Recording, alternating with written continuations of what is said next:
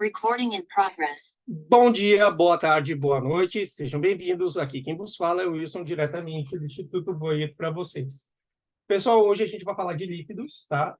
Já digo para vocês, quem está com a apostila velha não fica chateado, não fica zangado, mas agora, tipo assim, não vai servir nem para dúvida, tá? Porque eu basicamente reformulei a apostila inteira. Essa parte aqui, só para vocês poderem entender, os professores estão dando muito mais fino do que em anos anteriores, e adicionaram mais conteúdo.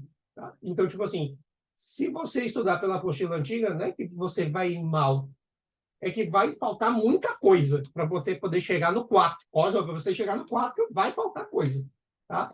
Então, e não vai dar tempo também de imprimir as apostilas, eu já vou adiantando coisa assim, tipo assim, alguém vai dizer, estamos imprimindo.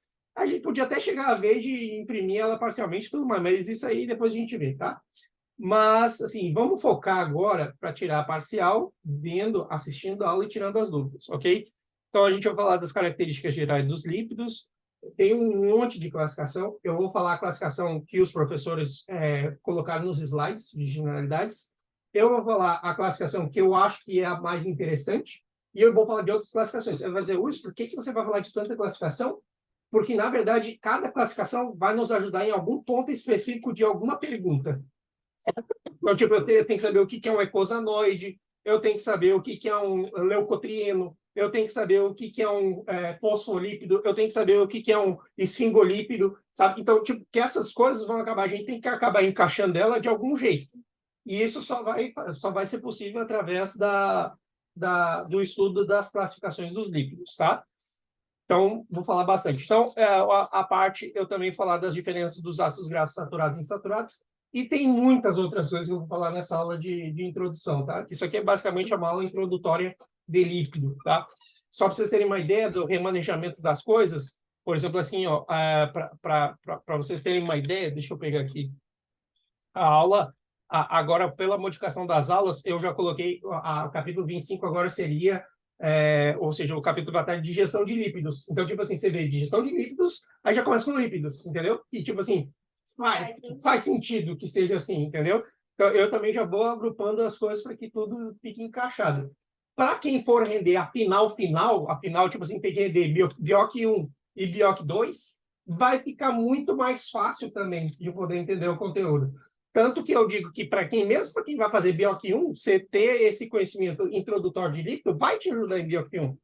Tá? Vai acabar te ajudando de alguma forma em BIOC 1. Então, vamos lá. Se vocês têm uma boa memória, você sabe que isso aqui basicamente é o quê? Eu dei um Ctrl+C, Ctrl+V da apostila de histologia. E eu falo claramente, para vocês terem a ideia, por quê? Porque a base é uma base histológica, basicamente, né? Que a gente vai falar de quê? De substâncias, de componentes, de macromoléculas, de biomoléculas, que são indispensáveis para a vida. Então, a gente já sabe que os lípidos, eles dentro do contenidor orgânico celular, eles são de 2 a 3%. Eu já sei que são moléculas terciadas formadas por carbono, oxigênio e hidrogênio e relativamente insolúveis em água e solúveis em solventes orgânicos. E eu já sei que o monômero principal dos lípidos é o 2-monoglicérido, o colesterol livre e o ácido graxo livre. Eu também colocaria aqui o monoacilglicerol, tá?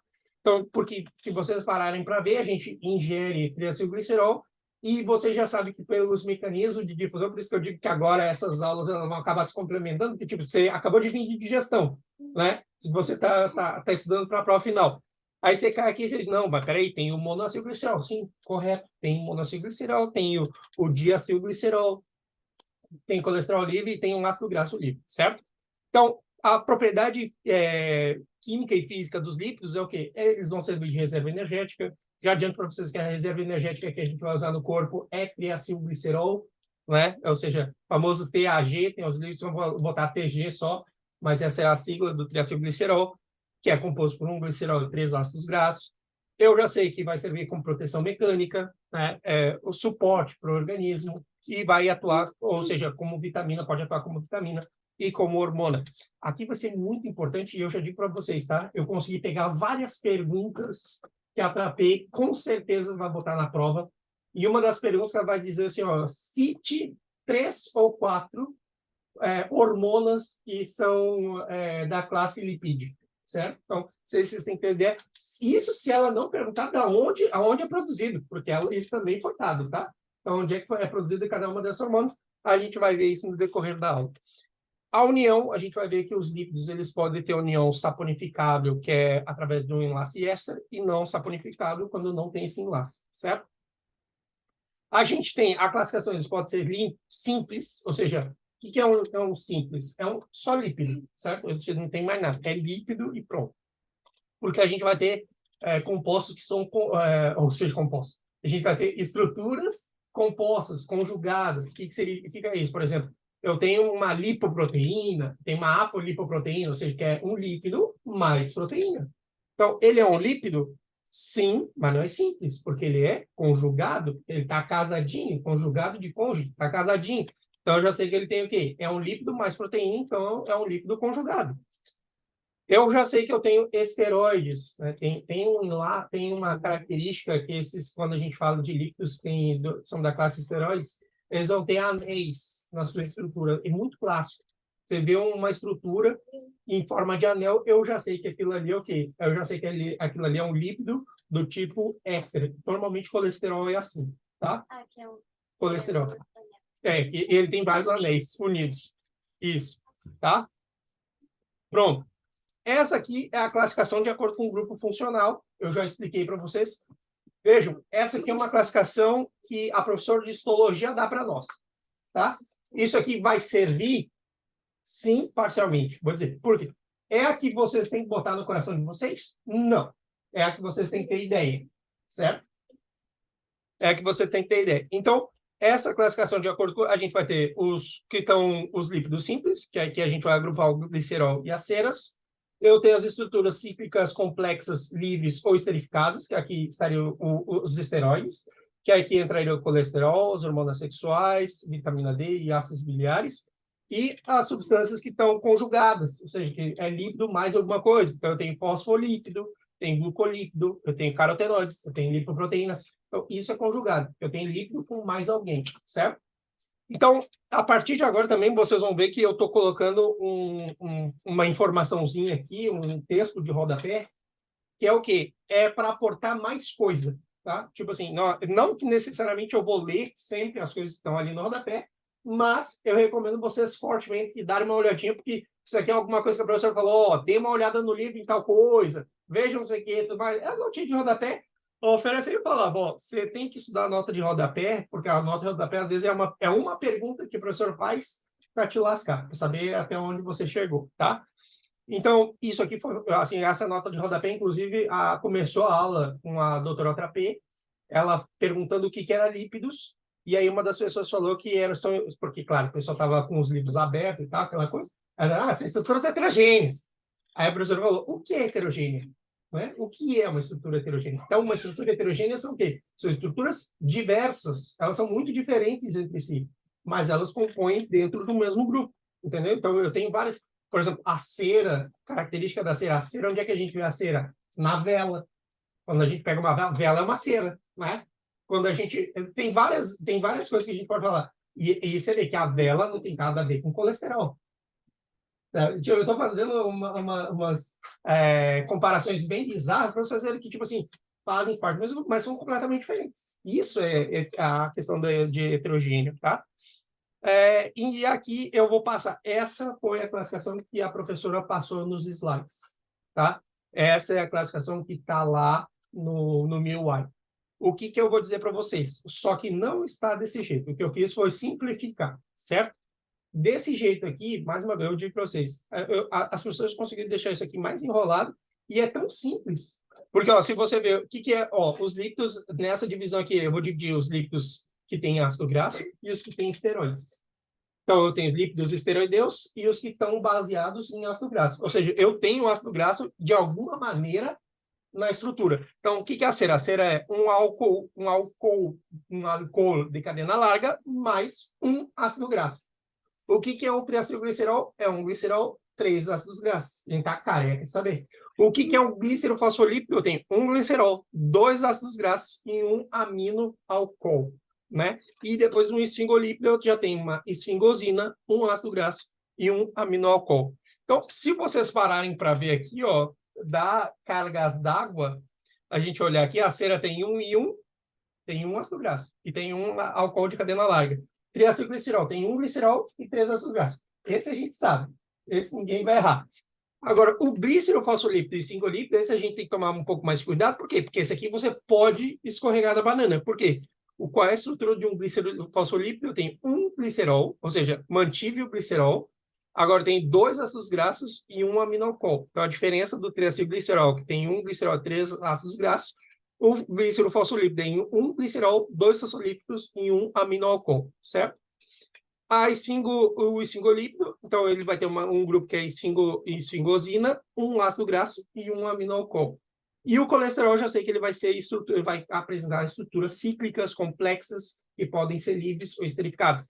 Vocês veem que a gente começa a falar de coisas repetidas, porque a gente já tinha falado isso na outra classificação que eu falei para vocês que não era tão importante, mas que vocês tinham que levar em conta. Esse aqui também é outro tipo de classificação, tá? Que é a classificação que ele vai pegar o enlace e o grupo. Não é uma classificação menos importante, porque às vezes a professora pode querer te ferrar, ela não vai te dizer lípido insaponificado, ela vai dizer esteroides. Que tipo de enlace tem os esteroides? Aí você tem que falar insaponificável. Você entendeu? Essas são as coisas que você tem que colocar. Porque vai estar lá na prova assim, não sei o quê. O lípido esteroideu, que tipo de enlace ele tem? Não saponificável. Porque todos os que são saponificados são aqueles que vão acabar gerando algum tipo de Rabon, né? Então, eles são lípidos anfipáticos. E aqui eu já vou falar uma coisa que é bem importante, né? Quando a gente fala de lípido anfipático, é porque ele tem 2 características, certo? Tem 2 características. O que foi? Aonde?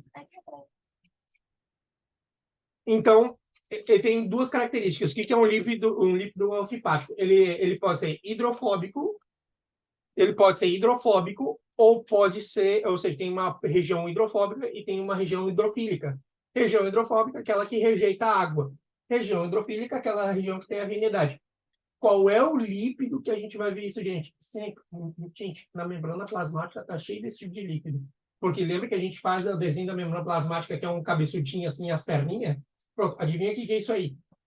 Isso é o quê? Claramente é uma estrutura do quê? De um lípido anfipático.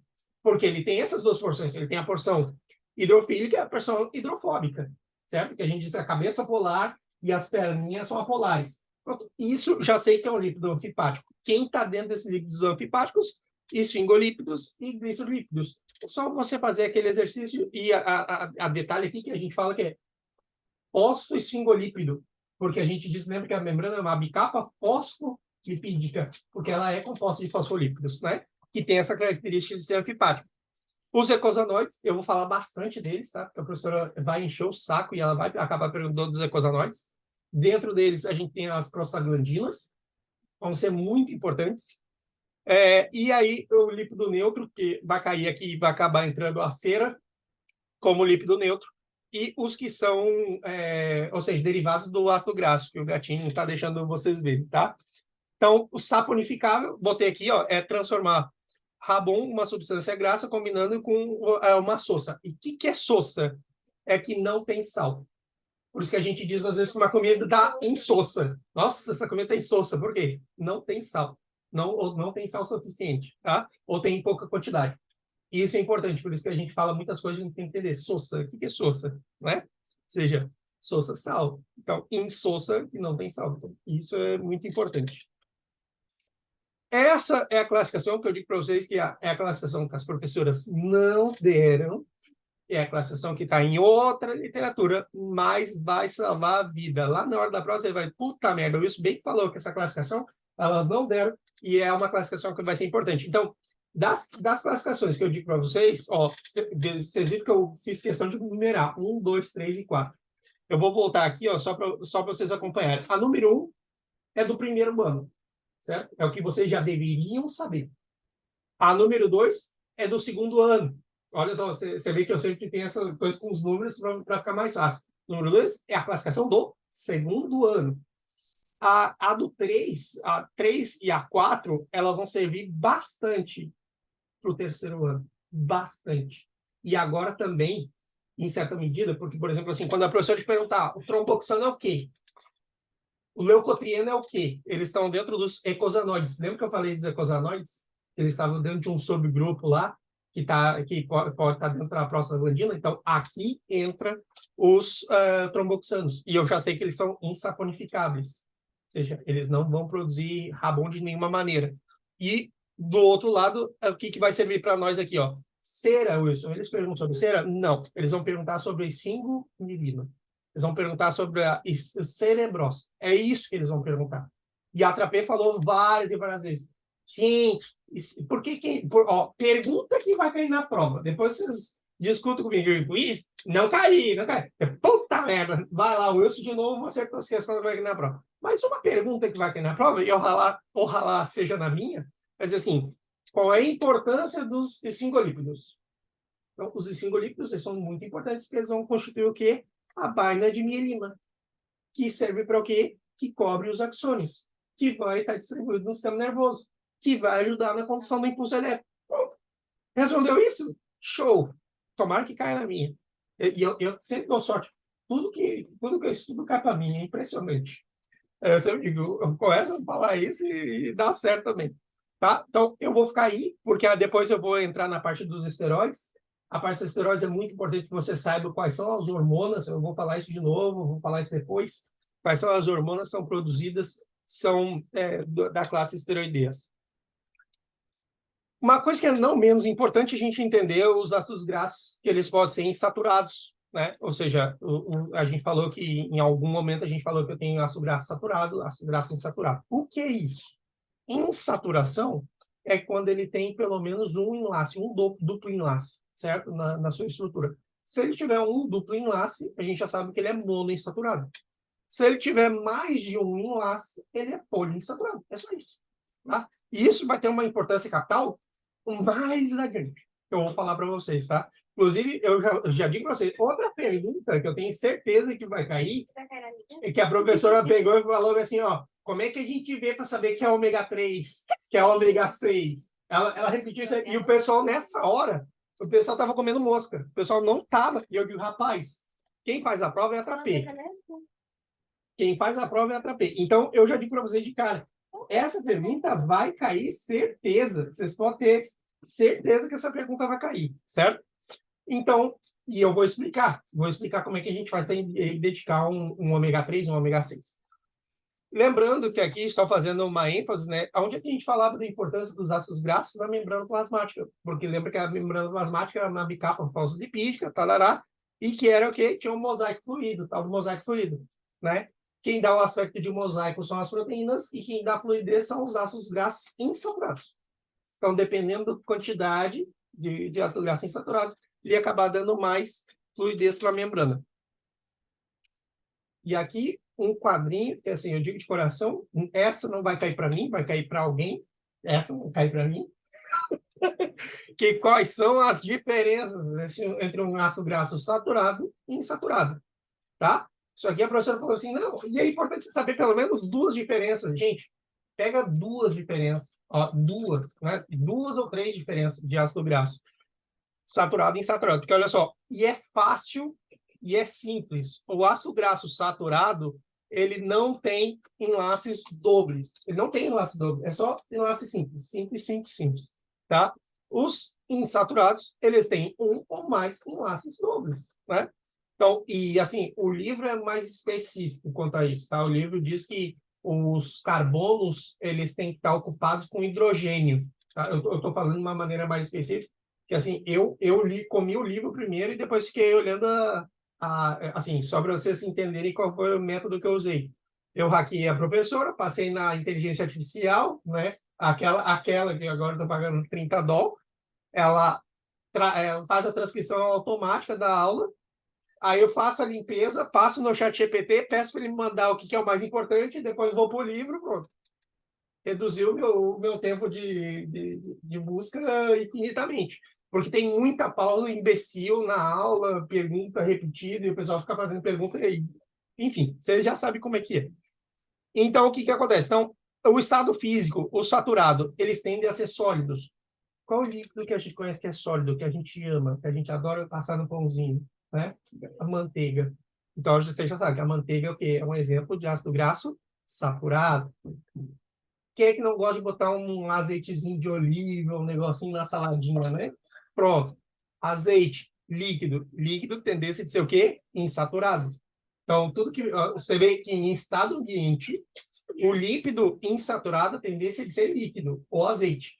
E o saturado é ele que ser sólido. Tá? Isso é sumamente importante. É uma das diferenças idiotas e que você não pode deixar de falar na hora da prova, né? O saturado, e que serve para mim também, de quebra. Os saturados, ele tem origem animal.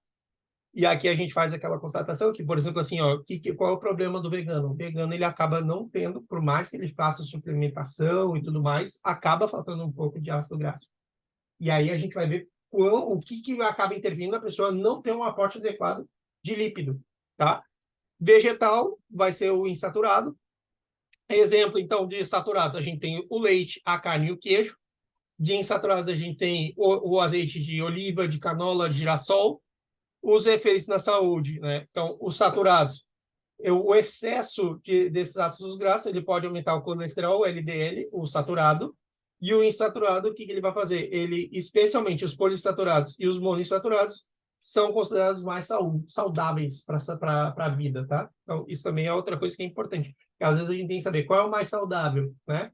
Lembrando que a gente tem que lembrar aquele conceito de Aristóteles que diz nem de mais, nem de menos na justa medida. Se você tomar uma garrafa de azeite de oliva, você não acha que está fazendo um bem, né? Você vai morrer mais rápido. Isso aqui também é interessante. A palavra lípido vem do vocábulo grego lípios, que significa graça ou manteiga, certo? Isso é interessante porque, tipo assim, eu vi que por algum momento ali aflorou a bioquímica interior na doutora Marcela Trapê, e ela começou a se empolgar, ela falou de alcano, alqueno, e ácido, e cetoácido, não sei o que e tal. Aí eu digo para vocês, precisa saber alguma coisa dessa? Não, posta nenhuma. A gente tem que saber os grupos químicos. Quais são os grupos químicos? Isso sim nos interessa. Por quê? Porque, olha só, grupo metilo, guarda aí, grupo metilo H3C. H3C, ou pode estar C3H. Isso é grupo metilo. Isso vai ser importante. Porque, olha só, como é que a gente determina se é um ômega 3, um ômega 6, um ômega 9? Justamente por quê? Porque a gente começa a contar os carbonos do grupo metilo. Porque normalmente o pessoal quer contar daqui, do grupo o quê? Do grupo carboxílico. E não é do grupo funcional, é do extremo metilo. Eu tenho que olhar o extremo metilo. Então, eu começo a contar os carbonos do extremo metilo. Tá? Então, aqui, olha só, para quem não sabe, eu vou botar aqui, ó.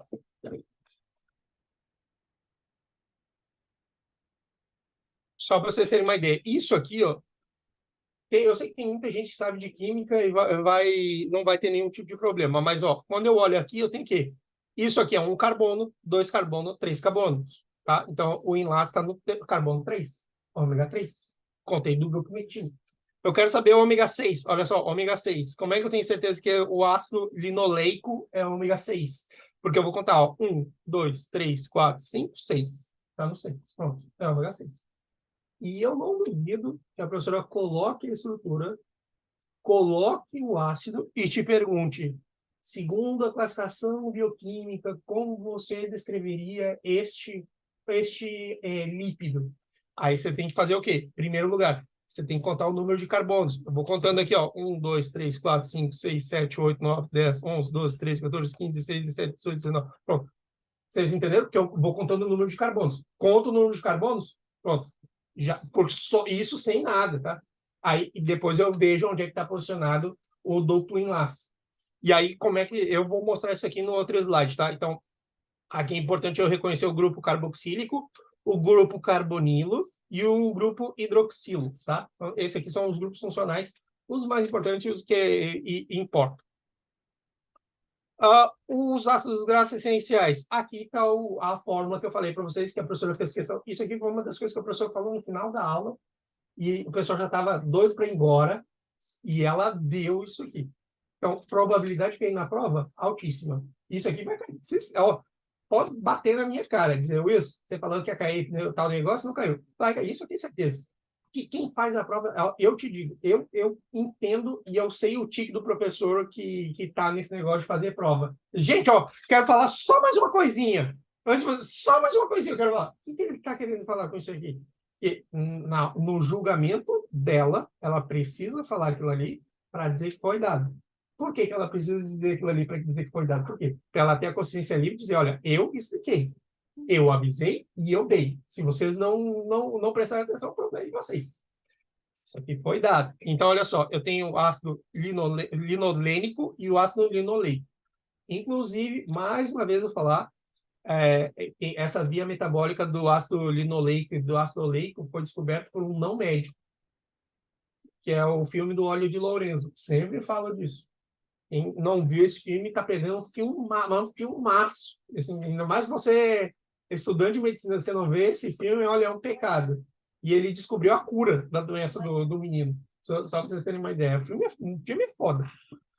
E no início o cara acaba sendo perseguido, criticado, tipo assim, ninguém, o que tu acha? Tu nem é médico. Ele começou a ler o livro. Ele é o negócio dele. Começou, não, peraí, eu vou ler. Hã? Sim. Então, o que acontece? Então, aqui a gente tem o seguinte, olha só, onde está azulzinho, fiz questão de botar, ó, onde está azulzinho aqui, ó, às vezes vem assim, às vezes não vem, tá? Mas é C, tracinho 18, 18 significa quantos átomos de carbono tem. O 3 significa o número de enlaces dobles, né? Dobles que a gente tem, ou seja, os enlaces duplos que a gente tem. E o que está em parênteses é em cada posição dos carbonos que se encontram os enlaces dobles. E é isso que vocês têm que saber, certo? Então, no azulzinho é o número de átomos de carbono. Depois dos dois pontos, eu tenho o número de enlaces duplos que eu tenho.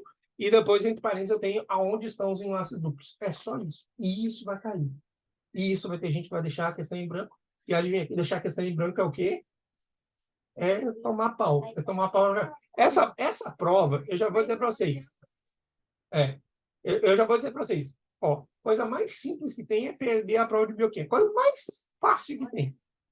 Não precisa fazer muito esforço, não. A professora vai pegar um inciso assim e dizer, puta merda, desgraça, fudeu, entendeu? E eu já estou dizendo para vocês, estudar bioquímica é diferente de estudar fisiologia. A gente vai estudar para bioquímica tenso, pressionado, correndo atrás. Eu já disse, essa semana vocês esquecem tudo, lá de tudo. O pessoal vai perguntar, Wilson, e aí, o que eu faço? Meu filho, esquece fisiologia, deixa ela de canto, vai, assim, corpo presente na aula, pega a presença, mas aqui, ó, eu vou estar na aula de fisiologia, o gravador está ali, ó, porque depois a inteligência artificial faz o trabalho, e aqui, ó, lendo, só bioquímica, comendo bioquímica. E é o que eu sugiro todo mundo fazer, tá? Isso aqui também foi uma observação que a Trapê falou, tá? No geral, a natureza do número os ácidos graxos, não é que não existe ácido graxo ímpar. Tem ácido graxo ímpar. Mas não é relevante da quantidade infinita, eu vou botar entre aspas, infinita, é muito gigantesca a proporção de ácidos graxos pares. E a tendência deles seria o quê? Por geral, eles são 12 ou 20. Tá? Ou seja, no geral, eles são entre 12 e 20. Agora, qual é a importância? Porque assim, o organismo, o que ele vai fazer? Ele sempre vai fazer essas conversões. Então, eu tenho ácido linoleico, ele vai passar por uma série de reações de elongação e dessaturação, vai acabar se transformando em ácido araquidônico. Percebam que aqui eu tinha 2 duplos enlaces, agora eu tenho 4. E depois eu vou passar por um ácido eicosapentanoico, nossa, eicosapentaenoico, nossa, saiu tudo errado. Eicosapentaenoico, essa porra aí, tá? Que na verdade isso aqui são os eicosanoides. Me rendi. São os eicosanoides. E esses eicosanoides vão acabar gerando uma série de substâncias que são super importantes. São super importantes, como é o caso do quê? Prostaglandina, leucotrieno, que são sumamente importantes em processos que a gente vai ver mais adiante. Processo inflamatório, para proteção da mucosa gástrica, e aí a gente vai entrar num tema que é COX-1, COX-2, que vai ajudar bastante para poder entender a parte de farmacologia do próximo ano, tá? E eu já digo, eu já estou preparando as coisas, o próximo ano vai ser lindo, maravilhoso, certo? Essa porra tá com problema. Os ácidos graxos insaturados. O que a gente tem que lembrar dos ácidos graxos insaturados? Aqui vai ser polêmico. E eu tenho certeza que alguém vai fazer uma malvadeza aí. Mas vamos lá. A gente tem que ter coragem. Alguém! Olha só, veja bem, polêmico, polêmico. A gente vai falar da isomeria dos ácidos graxos insaturados, que eles podem ser cis ou trans, certo? O que significa trans? É não natural, tá? Trans é não natural. Cis é uma estrutura natural. Bom, o que acontece? O que a gente tem que lembrar aqui? Ó? Quando a gente fala que é natural, a gente está falando que é uma estrutura cis e os átomos de hidrogênio estão posicionados no mesmo lado. Enquanto que numa estrutura trans, olha só, os átomos de hidrogênio estão em lados opostos. É só isso. É só isso. Nada mais, nada menos. Tá? Então, isso é importante. Ah, e aí a gente vai ter que ver o seguinte, olha só, a gente já vê que o não natural vai ficar numa forma reta. O natural vai ficar numa estrutura dobrada. Tá? Isso aqui também vai ter relevância. Qual o sentido do natural e não natural? Como assim? Porque no coisa da palavra, tipo assim, é uma coisa normal que acontece naturalmente, seria o normal. E não natural porque acontece alguma coisa e ela fica diferente. Não. Vamos lá. Na verdade, o cis e o trans, só para fechar essa ideia, tá? Para não entrar em outros temas. Mas, assim, o cis, quando ele fala que é a forma natural, ou seja, a forma, vamos dizer assim, da mãe natureza, seria essa forma aqui, certo? E é porque eu tenho os líquidos que são modificados. Os líquidos que eu modifico no laboratório. Então, eu mexi, aí eles são trans, entendeu? Por isso que quando a gente vai no supermercado, por exemplo, a gente fala de transgênico. O que é um produto transgênico? É um produto que foi alterado, que foi modificado. Foi modificado. Por alguma razão ele foi modificado. Então, tipo, é uma coisa não natural. Você entendeu? Ou seja, vai mais ou menos por aí. Tá? Isso aqui também, isso aqui eu vou deixar em off. Agora eu preciso de outras coisas. Fonte de ácidos graxos. Então, olha só, primeiro lugar, isso aqui, gente, isso aqui é o slide da professora, só que eu dei outra cara, dei uma recalchutada ali. Porque, primeiro, no slide da professora tava todo pixelado, horroroso, horroroso, tá? Aí me dei o trabalho de aumentar, que eu estou pensando na televisão 4K, né? Eu não consegui comprar agora, que algum abençoado comprou a 140 mil pesos. 50 polegadas, sim. Mas já tinham levado. Então, o que acontece? Mas não tem problema. Vamos seguir. Aí, o que acontece? Eu quero colocar aqui, vai ficar aqui. Você compra parcelado no cartão Eu não tenho esse limite. porque aí a cotação do mês que vem já vai estar Sim, sim. 200. Então, o que a gente tem que lembrar, pessoal? Olha só, o ômega 6 e o ômega 3 são muito importantes, tá? Você vê que, por exemplo, da onde é que vai ser a fonte do ômega 6? Azeite de semente, do abacate. Onde é que vai ser o ômega 3? Das nozes, de chia, do peixe, tá? Então, isso é ômega 3. E aí, o que acontece? Olha só que interessante. O ômega 6, que é o ácido linoleico, ele vai acabar gerando o ácido gama-linoleico, que ele vai acabar gerando o ácido araquidônico. E esse aqui, o ácido gama-linoleico, eu ainda posso obter ele através de outras fontes, mas o que nos interessa é que ele vai acabar gerando ácido araquidônico, que, se vocês lembrarem lá atrás, ele participava de numa das reações lá do organismo, ele ficava transformando para passar para os eicosanoides, né? Então, ela quer que vocês entendam como funciona e que vocês saibam fontes de lipídicos, como chega. Então, por exemplo, assim, ó, eu tenho que minimamente saber que o ácido araquidônico, para que ele serve? É uma estrutura vasoconstrictora, isso a gente já viu em fisiologia, é um agregante plaquetário e é um pró-inflamatório forte, certo? O ácido araquidônico. E o ácido gama-linoleico, eu já sei que é uma substância vasodilatadora, é anticoagulante e anti-inflamatório, certo? Ou seja, tem propriedades aí distintas, diferentes. Se eu quiser dilatar, eu fico com ele. Se eu quiser contrair, eu vou com o ácido araquidônico, certo? O que acontece? Do outro lado, eu tenho o ômega 3, que vai se transformar no ácido eicosapentaenoico, aleluia, e depois esse aí vai passar para um ácido hexaenoico, que vai acabar gerando o quê? Olha só, ele é muito bom, esse ácido aqui, o último que eu falei, o hexaenoico, para a vista, para o sistema nervoso e para a grávida. Esse aqui que eu falei para vocês, são os eicosanoides, eles normalmente são o quê? São leucotrienos, prostaglandinas, que vão acabar sendo substâncias vasodilatadoras, anticoagulantes, mediadores químicos da inflamação. Então, isso é muito importante. Agora, olha só que interessante. Quando uma pessoa fuma, quando uma pessoa usa muito, ou seja, abusa das gorduras trans, quando ela ou seja, pelo excesso de álcool, ela vai acabar inibindo a síntese desses lípidos. E você vê que aqui claramente o que acontece? Uma pessoa é ruim para a saúde, não é bom, né? Se você tem a inibição aqui, se o ômega 6 ele não passa para a gama linoleico, eu vou ter problemas, né? Vou ter problemas a curto e largo e médio prazo.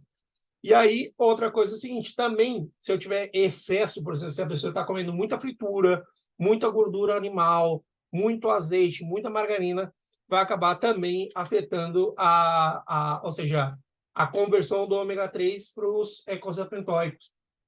Isso também é ruim. Então, como a gente falou, nem de mais, nem de menos, tem que ser justo, tá? Eu também não... Às vezes as pessoas têm aquela ideia, não, é só cortar lípido. Não, não é cortar lípido. Lípido é sumamente importante para o organismo.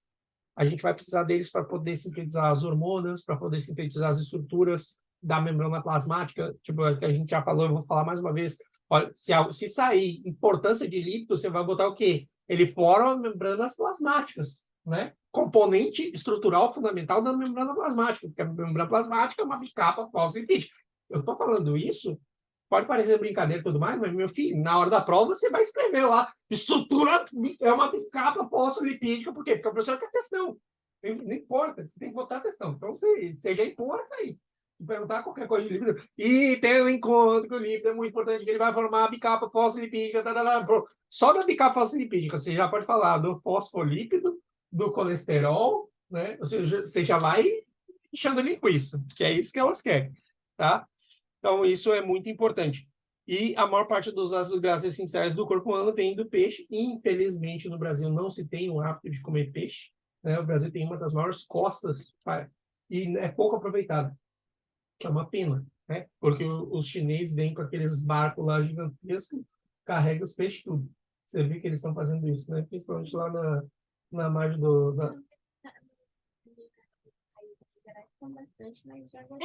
de água doce. Prostaglandinas. Olha só, o que a gente precisa saber das prostaglandinas, tá? Eu vou falar de cada um agora de maneira isolada. Em primeiro lugar, as prostaglandinas são ácidos graxos.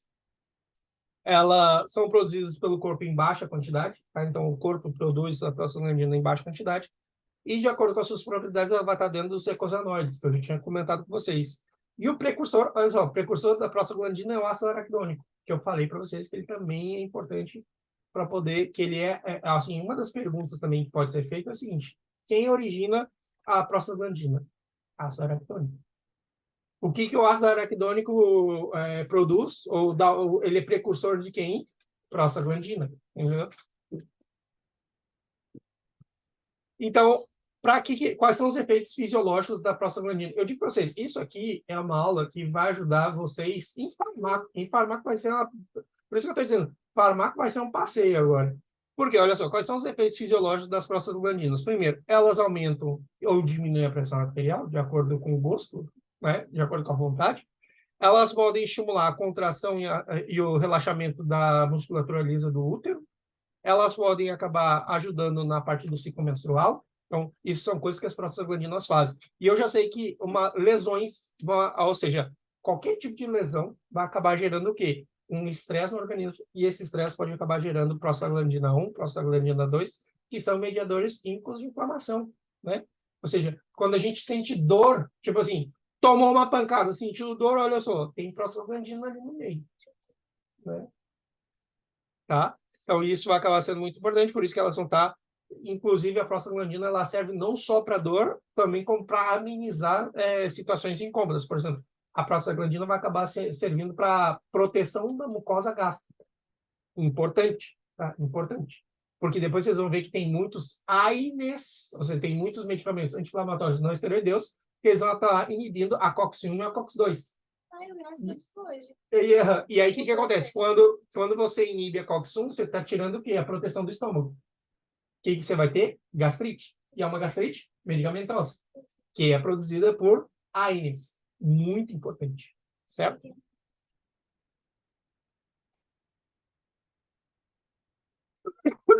Então, o que a gente tem que levar em consideração dos AINES aqui, né? Então, muito importante isso aqui também, a professora comentou sobre isso. Eu fiz questão de aumentar a qualidade, porque estava tudo pixelado e tudo mais, eu passei filtro, tá? Então, o que são os AINES? São anti-inflamatórios não esteroideus, eles vão atuar sobre a COX-2. Percebe que a COX-1 ela é uma enzima constitutiva, ou seja, ela vai acabar ajudando na parte do tubo digestivo, enquanto que a COX-2 ela é ativada quando eu tenho dano endotelial, dano no tecido. Então, as funções são completamente diferentes. Uma é proteção e a outra é estimulador de dor, inflamatório, né? Que no caso o AINE, o que ele vai fazer? Ele vai, com fim terapêutico, por exemplo, o paciente está sentindo dor, o que acontece? Eu dou um AINE. Por quê? Porque eu quero diminuir a dor. Por quê? Porque eu estou diminuindo a síntese de prostaglandina. Você entendeu? Ou seja, esse é o processo que a gente tem que entender, mecanismo de ação, né? Então, por isso que ele vai acabar tendo, por exemplo, um efeito como anti-inflamatório, antipirético, analgésico é aquele que está tirando a dor, né? E eu poderia dar vários exemplos aqui, mas assim, dentro dos AINES, a gente tem a aspirina, ibuprofeno, ketoprofeno e o naproxeno, certo? Então, Não sei se é idiota, mas isso está relacionado a alguma coisa com a inibição de bomba de próton?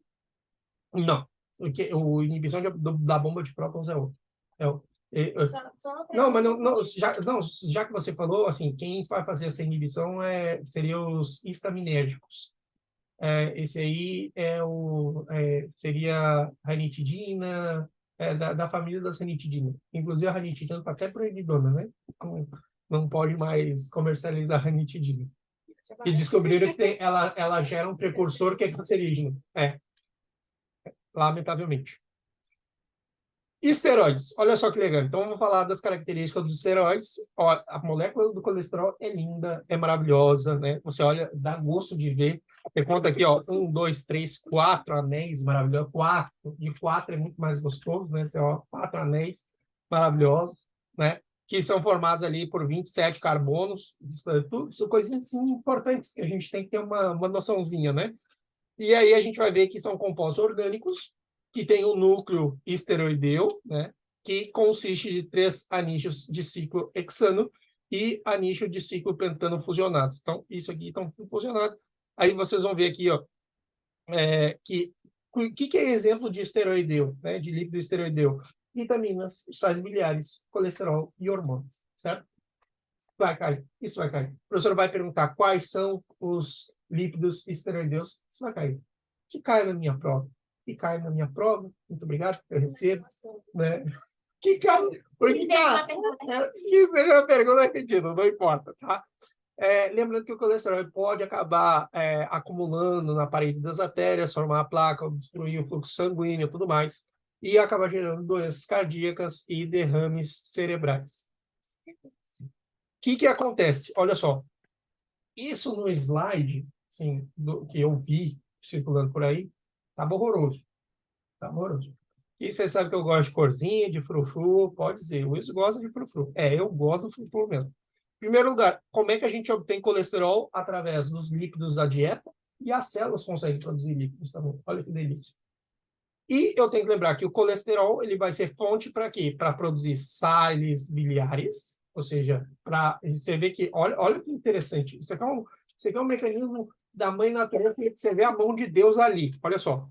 Imagina, como é que eu faço para me liberar de colesterol? Como é que eu faço para me livrar de colesterol do corpo? Eu uso o colesterol para transportar colesterol, para ajudar na digestão do colesterol, e o que não passa, que não é absorvido, vai-se embora. Só para vocês poderem entender essa parte aqui que eu falei, pode parecer bizarro, né? Mas imagine o seguinte, eu tenho lípido na luz intestinal. Esse lípido vai acabar gerando um estímulo para as células apudas, que vão secretar colecistiquinina. A colecistiquinina vai atuar no ácido pancreático para produzir lipasa e vai produzir contração na vesícula biliar. Então, as lipasas começam a ser vertidas para o duodeno e a vesícula biliar começa a contrair, começa a liberar sales biliares, bilis, né? Essas sales biliares é importante para emulsificar a gordura, para ajudar a absorver. Só que uma vez que ela é absorvida, porque ela vai sofrer a ação da lipasa, Ou seja, esse sal biliar ele vai embora. Então, é uma forma que eu tenho de, inclusive, de excretar colesterol, de eliminar colesterol através das sais biliares. Eu estou ajudando no processo e já aproveito e despacho o colesterol em excesso. Vocês entendem? Ou seja, é um mecanismo sublime. O colesterol, eu já sei que ele vai ser importante tanto para formar as membranas, é um componente estrutural da membrana plasmática muito importante, que vai formar a membrana plasmática externa e a membrana plasmática das organelas. Por exemplo, quando a gente fala da membrana plasmática externa, é da célula como tal, e interna da mitocôndria. Eu sei todas as organelas que têm a membrana, eu já sei que tem colesterol ali, né? Então, isso também acaba sendo importante. E o que provavelmente vai cair na prova é quais são as hormonas que são produzidas através do colesterol e onde são produzidas.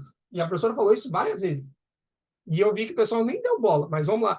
As hormonas esteroideias. Então, eu tenho as femininas, que eu tenho estrógeno e a progesterona. Então, elas são hormonas esteroideias, ou seja, são hormônios de origem lipídica, que a base é o colesterol. Eu tenho as masculinas, que eu tenho a testosterona e a dihidroepiandrosterona. Isso é muito... Essa aqui é bem potente. E na suprarrenal, lembrando, a suprarrenal é maravilhosa, porque ela vai produzir na zona glomerular aldosterona, na zona fascicular cortisol e na zona reticular as hormonas androgênicas, né? Então, isso é muito importante. E isso aqui vai cair, certo? Isso vai cair forte, tá? Então, e o colesterol é um dos líquidos mais abundantes, tá? Mais abundantes e mais importantes justamente por causa de todos esses processos. Então, se eu tiver alguma pergunta que justifique qual a importância do colesterol, colesterol é sempre ruim? Não. Colesterol é importante, é fundamental para gerir vários processos dentro do nosso organismo. Agora, olha só, os sais biliares, né? Olha só para vocês verem como é interessante aqui. Eu botei o passo a passo para vocês poderem ver. Então, em primeiro lugar, quem produz sais biliares, ou seja, a partir do colesterol, o fígado. Só para vocês terem uma ideia, que aqui é importante a gente reconhecer uma coisa. Ó. Isso aqui é uma estrutura de um sais biliares. Ele tem uma parte hidrofóbica e tem uma parte hidrofílica. Logo, ele é o quê? Uma substância anfipática. O que acontece? Olha só. Então, ele vai ser armazenado na vesícula biliar e aqui vai acabar formando no tubo digestivo uma formação de um glóbulo graxo, porque a gordura, a tendência dela é ir se acomodando e tudo mais, e vai formar uma bolinha de graxa. Essa bolinha de graxa, o que vai acontecendo? Ela é que estimula as células do sistema APUD a secretarem colecistifinina. Porque daí, uma vez agora que eu acionei o pâncreas e a vesícula biliar a produzirem a lipasa, quem produz lipasa, ácido seroso, quem faz a contração do músculo liso da vesícula biliar, eu já sei que é o quê? Para poder liberar sais biliares. E aí você vê que no duodeno eu vou formar micela. Olha só que bonitinho. Ou seja, o sal biliar ele vai rodear essa estrutura aqui, que é o glóbulo graxo, que você vê que, olha só, o que ele acaba fazendo aqui, ó? Ele acaba criando essa micela. Você vê qual é a parte hidrofóbica fica para onde? Grudada no glóbulo graxo. E a parte hidrofílica fica para onde? Mais externa. É por isso que acaba sendo mais fácil para a lipase atuar sobre. E isso é emulsificar. Formação de micela, tá vendo? Formação de micela é o produto da emulsificação, que é a ação detergente. Né? Então, e você vê que tudo vai se encaixando, tudo. Por isso que é legal a gente ter ideia. Então, por isso que eu digo, então, o destino final dos lípidos que ingressaram na dieta vão ser absorvidos, as sais biliares que continuaram na luz intestinal vão ser excretadas pelas fezes. E aqui qual é o segredo? Então, o aumento de colesterol na vesícula biliar pode acabar gerando cálculos. Isso daqui também é importante, por quê? Porque, por exemplo, tem muita gente que tem vamos lá, agora vai lá os nomezinhos, né?